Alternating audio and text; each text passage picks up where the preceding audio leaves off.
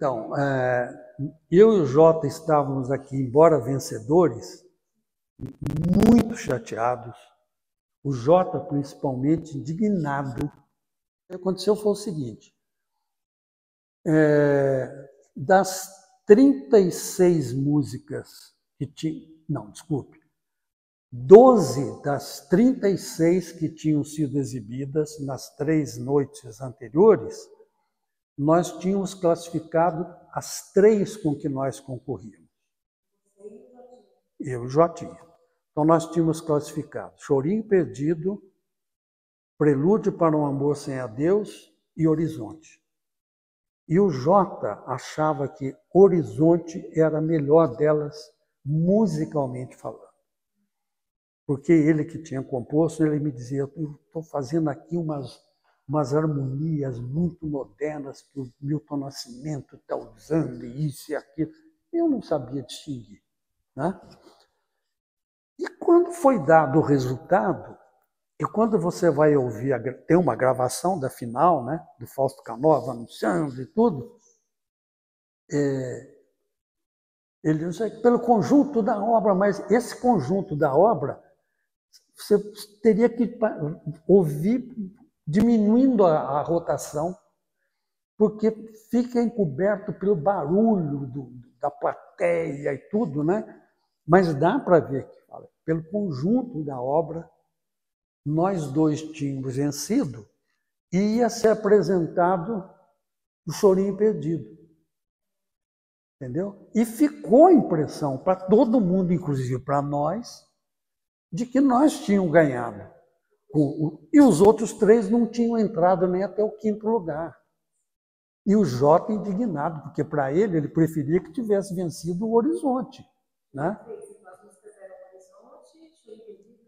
Prelúdio para um Amor Sem Adeus. Essa foi gravada pelo Ibiribe Boys com o Luiz Antônio. Então, a gente estava ali muito chateados, né? Porque a gente achava um absurdo. Como é que em 5 músicas não entrou Horizonte? Né? E aí, no dia seguinte, não sei se logo no dia seguinte, ou logo depois, há algum tempo, eu me encontrei, o Luiz Gonzaga era muito meu amigo, né? Eu presidia a comissão de cinema do Conselho Municipal de Cultura, do qual ele era o secretário executivo, e nos encontramos e o Luiz me cumprimentou, né? Pô, parabéns para você, para o Jota e tal. Aí eu falei para ele, poxa, cara, mas nós ficamos tão chateados por isso, assim, se assado. O Jota achava, a torcida do Jota era para a gente vencer com o Horizonte, por isso, assim, se assado, harmonias novas. Né? E não, o Horizonte não entrou nem até o 5º lugar, a gente ficou muito chateado. Eu falei, não, mas entrou. Eu falei, como assim? Não, o que aconteceu foi o seguinte, o júri somou as notas que iam sendo dadas pelos jurados durante a apresentação das 12 finalistas, e quando chegou no final, vocês tinham ganho 1º, 2º e 3º lugar. Com a seguinte ordem: 1º lugar, Chorinho Perdido, 2º, Horizonte, 3º, Prelúdio para um Amor Sem Adeus. E aí entravam as outras, que eu não lembro os nomes, né? Mas a música, que na verdade se classificou em 4º, foi anunciada como sendo a 2ª. Entendeu? E isso só se esclareceu quando eu conversei com o Luiz Gonzaga, e aí eu falei, Luiz, nós precisamos contar essa história, porque isso é muito chato. Né? Eu entendo o posicionamento do júri, que seria uma coisa disparatada de 5 prêmios e entregar 3 para a mesma dupla, eu entendo. Isso não ficou claro e precisa ficar. Né? Então, eu era diretor do jornal Agora, e falei, eu falei, nós vamos publicar uma matéria, você vai me dar a papelada aí, entendeu? Para a gente falar qual foi realmente a classificação, para saberem que nós ganhamos 1º, 2º e 3º lugar. Né? Eu me lembro, inclusive, que quando ele me mostrou os papéis do júri, Aí é um outro detalhe, as coisas vão surgindo de repente.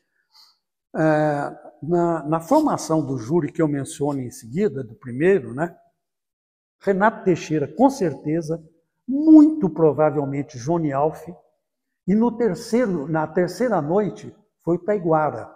E nessas noites, esses cantores convidados participavam do júri daquela noite.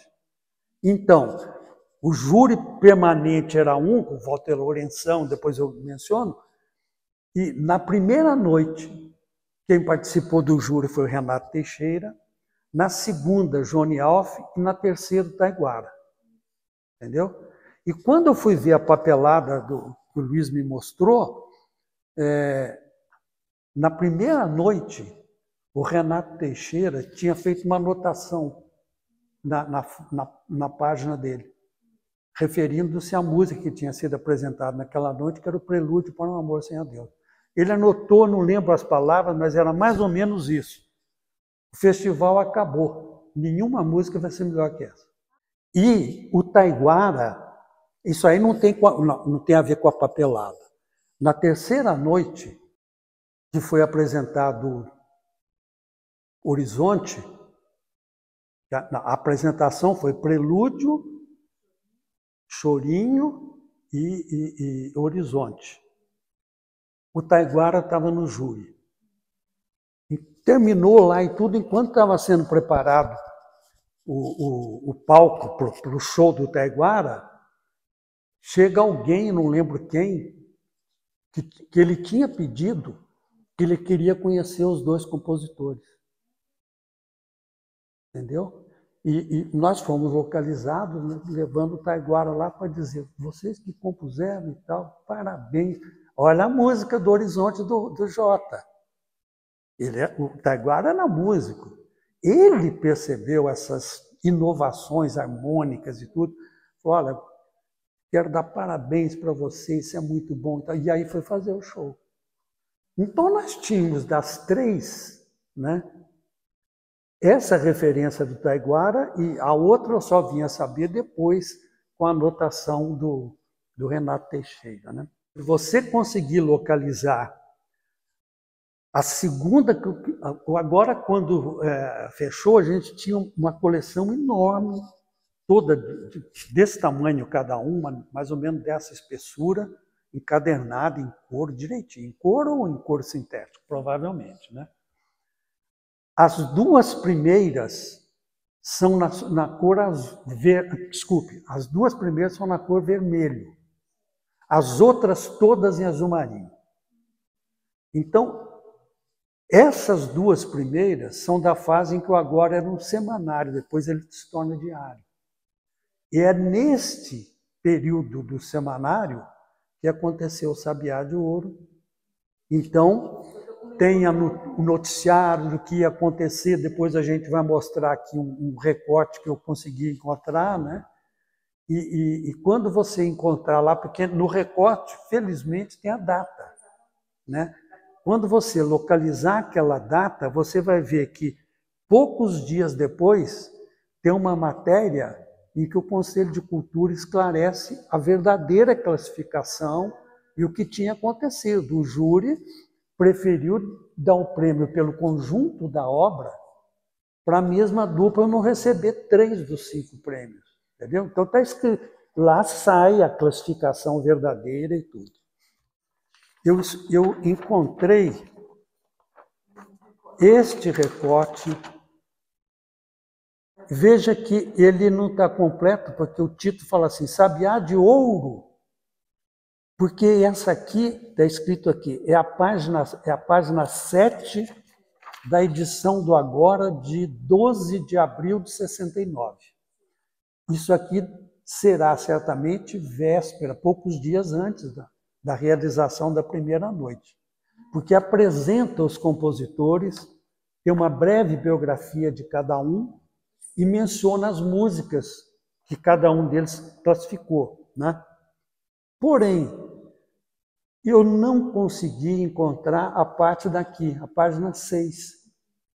Né? Aliás, eu estou fazendo aqui, a página daqui, né?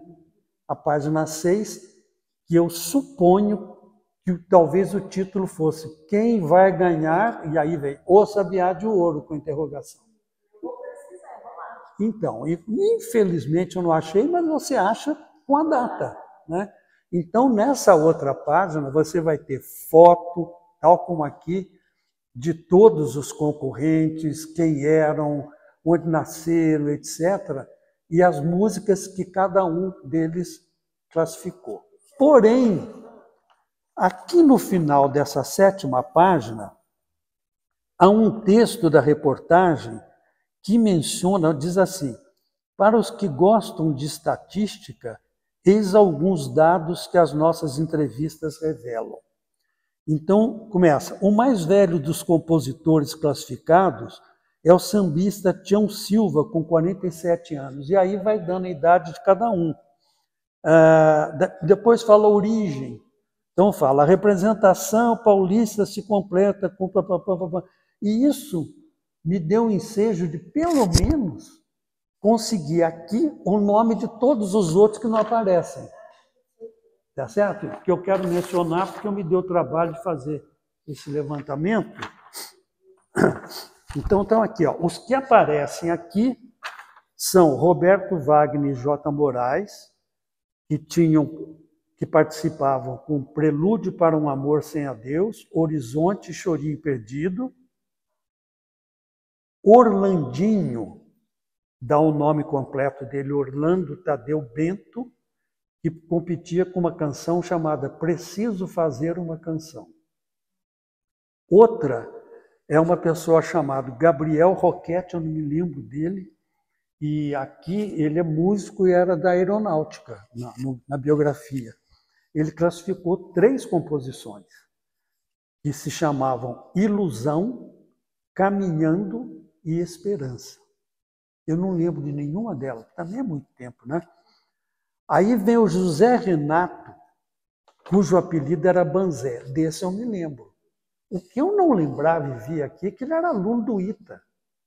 Eu não sabia que o Banzé era aluno do ITA. Ele também classificou 3 músicas. Se chamavam Jangadeiro, Festival e Tempo de Vento. Aí vem outro que classificou 3, que era um violonista muito bom, era violonista, inclusive erudito, nascido em São José, Fortunato Júnior, ele era funcionário da prefeitura. O pai dele era um grande violonista. Era conhecido o pai dele como Guanapo, um apelido. Acompanhava o Veloso, às vezes, era o Guanapo. O Fortunato, pai dele, era conhecido por Guanapo. Muito bom, mas era intuitivo, de ouvido. O Fortunato Júnior, não, ele era músico, estudou música erudita, ele tocava tal. Ele concorreu com 3 músicas, Berenice, Canção da Esperança e um título longo, Desta vida que se leva e a vida que se leva, que ele esclarece que era um ditado carioca. Parece que a origem deles é do Rio de Janeiro, uma coisa assim. De todo modo, esse título enorme é um ditado carioca, segundo ele. Aí vem aqui um médico de São José à época que tinha muita ligação, gostava muito de arte.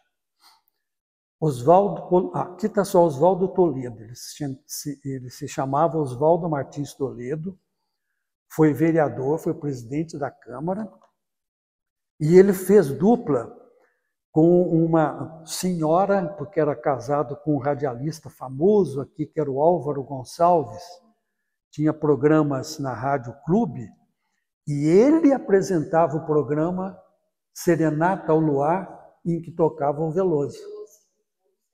Entendeu? Então, a Cidinha Gonçalves, que está aqui fazendo dupla com Oswaldo Toledo, é a mulher do Álvaro Gonçalves. Antes de falar o nome da música, aproveito para falar outro detalhe muito importante. O Toledo, quando foi criado o Conselho Municipal de Cultura, de que depois nós vamos falar, a Comissão de Artes Plásticas criou o Ateliê Livre de Artes Plásticas. E trouxemos o Fiaming, que era um cara famoso na época, concretista, E o Fiamminga criou uma geração de pintores, de artistas plásticos em São José, que ninguém desconfiava. E um deles foi o Toledo. Toledo tinha coisas muito interessantes. Então, nós estávamos falando do Ateliê Livre de Artes Plásticas com o Fiamminga, que revelou toda uma geração de artistas de talento da cidade que eram desconhecidos, nem eles sabiam. Grande parte era pessoa que não fazia, e aí se interessou, foi lá, aprendeu com o Fiamminga e começou a fazer. Né? E um dos que se destacaram muito foi o Oswaldo Martins Toledo, que aparece aqui, o médico, que foi presidente da Câmara, que aparece como parceiro da Cidinha, esposa do radialista Álvaro Gonçalves, com uma música que se chamava Tudo é Brasil, Januário. Como eu toquei aqui no ateliê, você tinha perguntado sobre se já existia ou não a Escola de Belas Artes do Gutlich, né? E eu te assegurei que eu tenho certeza que já existia por uma circunstância que eu quero mencionar até com muito acanhamento. Mas como eu estou dando aqui um depoimento, de certa maneira, para a história cultural da cidade, eu vou aproveitar a oportunidade para me penitenciar. Não só eu, né? Nós do conselho lá, né, a parte de artes plásticas, quem cuidava era um primo meu, Luiz Eduardo Ribeiro de Carvalho, e a gente, todo mundo ali, estava muito ligado, por causa do Fiamminga, com concretismo, pop art, né, com efeitos óticos, enfim, abstracionismo, etc. E a gente teve a bobagem, né, com a ideia de valorizar o que nós estávamos fazendo, ter um certo desprezo com a obra do Gutlich, porque ele era um expressionista, figurativo e tudo.